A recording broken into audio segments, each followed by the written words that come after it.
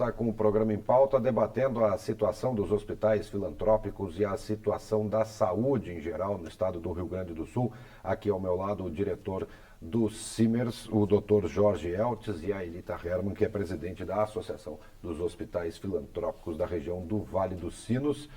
Eu vou direcionar essa primeira pergunta agora, deixar um direito de resposta para a Elita, doutor Jorge, que o senhor falava que o Tarso repassou, segundo palavras de um secretário, o Tarso repassou verbas, essas verbas foram aumentadas ao longo dos anos e não se deu conta da situação e até colocou uma atitude do Hospital Santa Casa em Porto Alegre, onde se fecharam leitos, mas se compram equipamentos caríssimos, né, para a realização de exames. Elita, vou te dar a possibilidade de início desse segundo bloco para que você possa responder, já que estávamos debatendo isso aqui no intervalo do programa. Isso mesmo. Bom, complementando então o que o doutor falou, realmente houve um grande incremento do Estado, que até 2009 o Estado do Rio Grande do Sul era o Estado que menor percentual de receita colocava em saúde, era em torno de 5%. E aí, no governo Tarso, foi o primeiro momento em que se atingiu o que a lei exige, que são os 12%. Então, realmente houve um grande incremento, mas, para vocês entenderem, houve também incremento de serviços. E a gente tem esses números para demonstrar, porque, tirando este valor do custeio, do IOSP, que eu falei que ele vinha realmente para cobrir a tabela do SUS, os demais são programas que foram inseridos nos hospitais, como, por exemplo, Casa da Gestante, plantão de traumato-ortopedia, complementação de diárias de UTI, SAMU Salvar, então, para o hospital ter a emergência aberta e receber todas as demandas do SAMU. Então, foram serviços e ambulatórios de especialidades que foram criados, como gestante de alto risco, enfim, N ambulatórios que foram criados com incrementos de serviços, que alguns acabaram não se concretizando agora porque estava havendo a falta de repasse do governo estadual. Voltando a falar na questão dos filantrópicos, a legislação exige que o hospital filantrópico atenda no mínimo 60% dos seus atendimentos para o SUS. E a grande maioria dos hospitais filantrópicos atende, e nós temos que prestar contas ao Ministério para isso, atende muito mais de 60%, até 80% tem alguns hospitais que atendem. Então, hoje ainda se busca um pequeno equilíbrio econômico-financeiro junto aos atendimentos privados e com as operadoras. Mas a gente sabe que as operadoras de saúde também estão pressionando cada vez mais, repassando tabelas cada vez menores e exigindo mais dos hospitais. Isso também vem desequilibrando a situação econômica financeira dos hospitais. E também os números que a gente conhece, que eu estava colocando há pouco no intervalo, que pode-se comprovar hoje que o custo de um mesmo procedimento num hospital filantrópico, ele é 3 vezes menor do que num hospital público. Então, e isso o governo do estado tem esses números.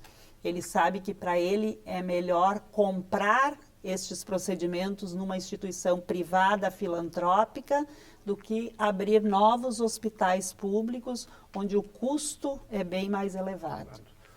Doutor Jorge. Bom, aqui no Rio Grande do Sul,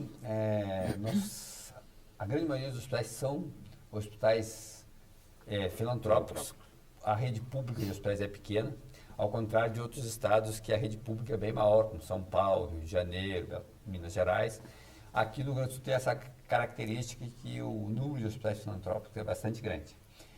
E é claro que eu não conheço a gestão dos hospitais, como é que eles fazem a gestão do hospital para dizer, olha, problema de gestão, não é de gestão. A gente sabe que faltam recursos, a gente sabe todas as dificuldades, tá?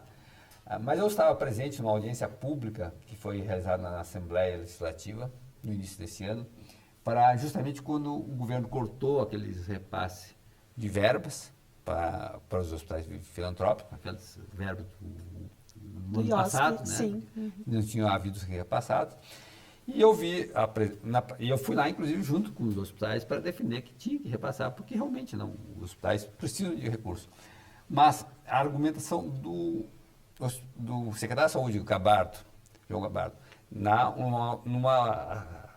numa audiência pública que estavam com pessoas convocadas pelos hospitais filantrópicos. Ele estava falando para os diretores dos hospitais filantrópicos e para os funcionários dos hospitais filantrópicos.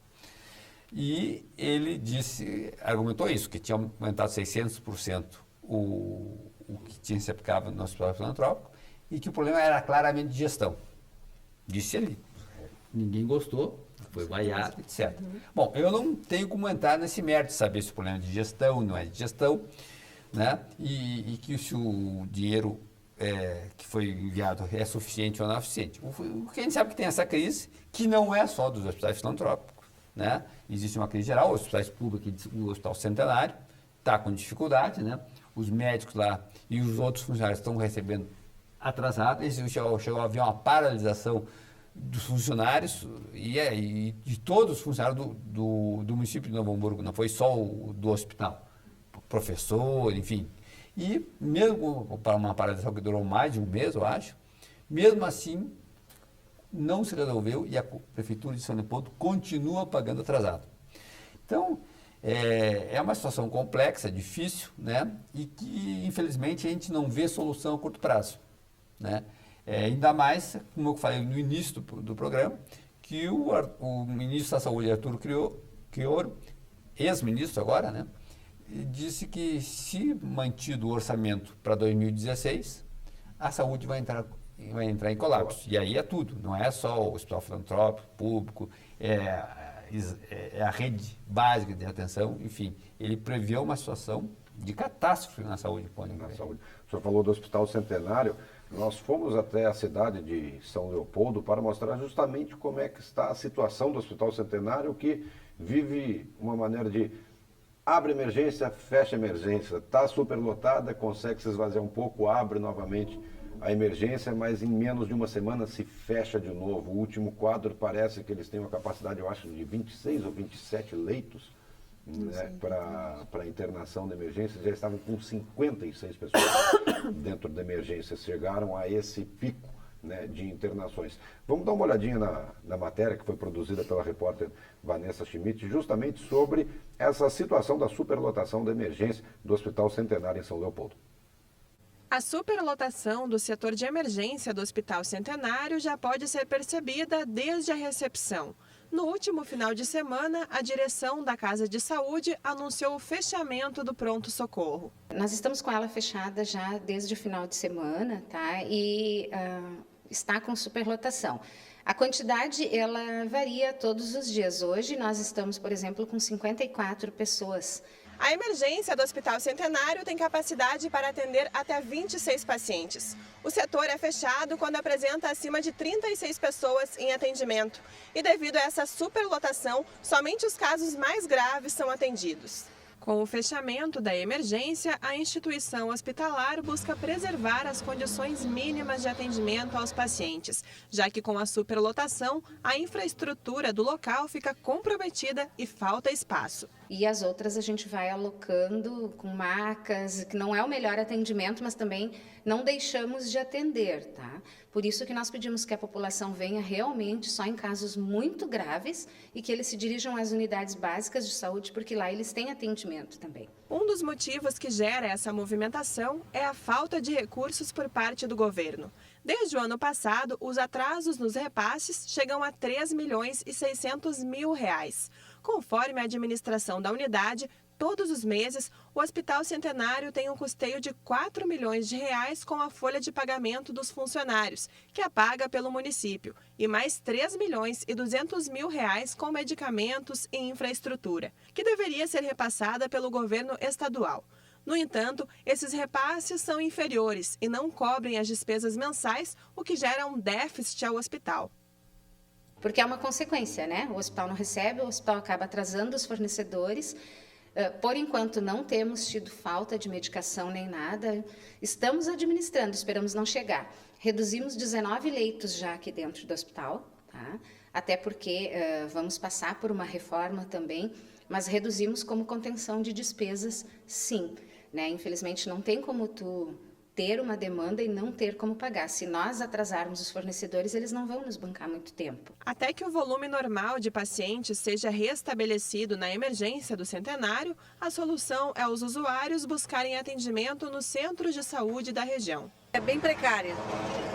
O atendimento é precário. Eu sei que eles têm problemas com falta de médico.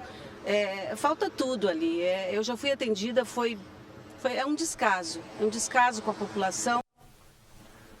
Doutor Jorge, Elita, a situação que vivemos na saúde do país retrata bem, o Hospital Centenário de São Leopoldo tem retratado bem o que vivemos em todos os hospitais, sejam eles filantrópicos ou públicos, como vocês debatiam aqui? Esse é o dia a dia no Brasil inteiro. O Conselho Federal de Medicina e a Federação Nacional dos Médicos fizeram um levantamento da situação das emergências e hospitais, e a situação é de igual para pior no Brasil inteiro.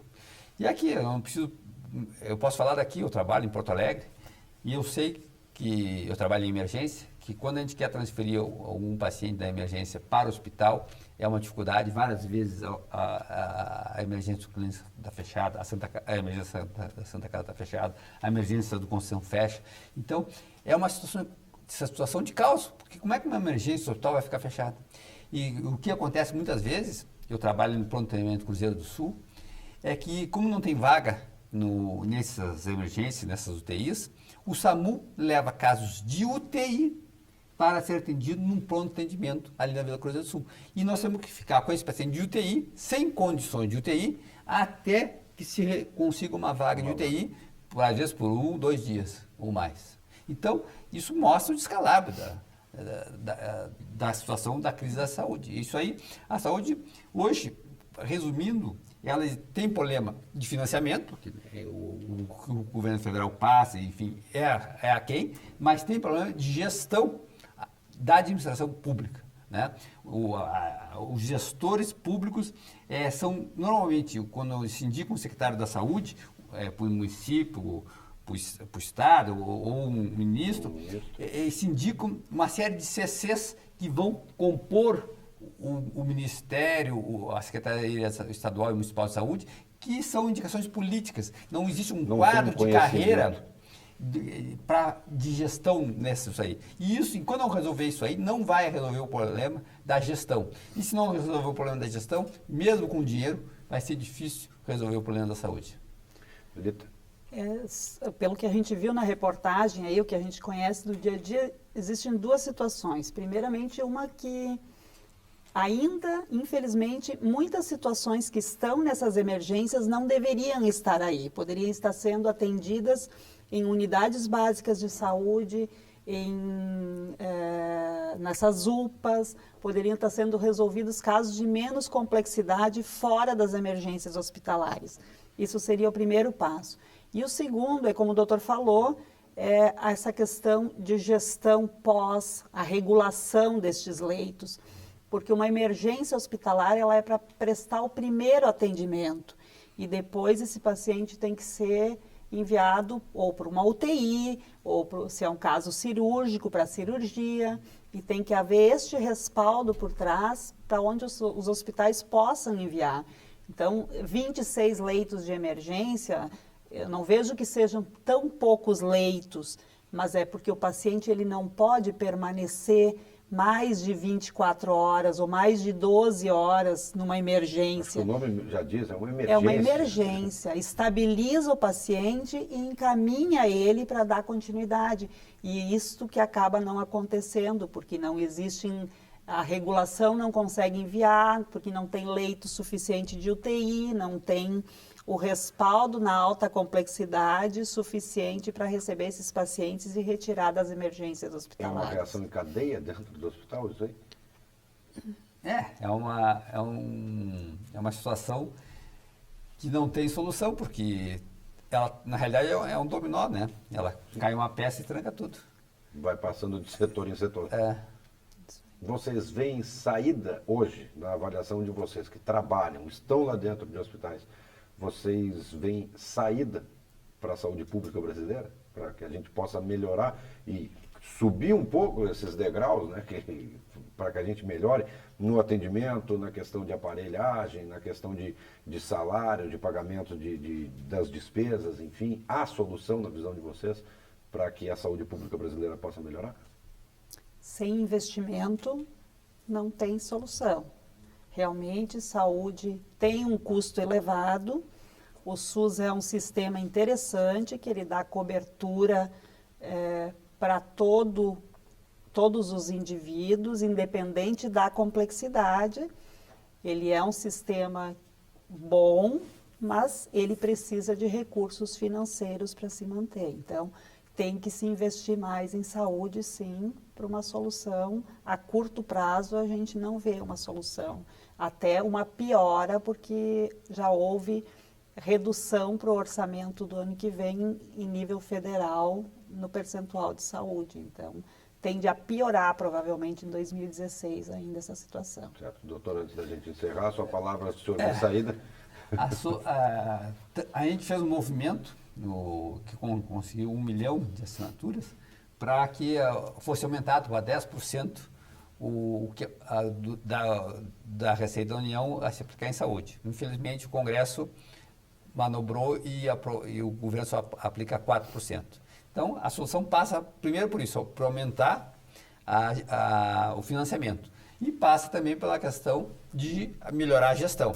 Agora, a gente sabe que não é a perspectiva atual, nenhuma nem outra. Então, nós lutamos para que melhore e façamos o dia a dia nessa discussão, nessa briga, nesse movimento, no sentido de conseguir mais verba para a saúde e melhorar a gestão. Agora, o quadro que a gente vê pela frente não é nesse sentido, é de piora das condições da crise da saúde no Brasil.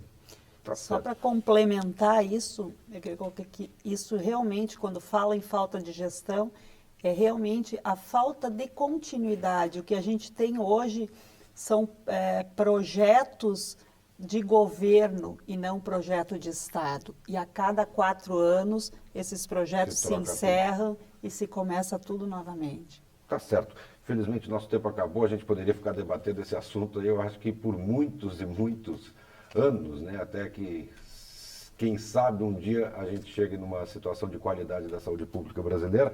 Mas queria agradecer a presença de vocês aqui no programa Em Pauta, agradecer o Dr. Jorge Eltz, que é diretor do Simers, a Elita Hermann, que é presidente da Associação dos Hospitais Filantrópicos aqui da região do Vale dos Sinos. Obrigado pela participação e pelos esclarecimentos que vocês trouxeram.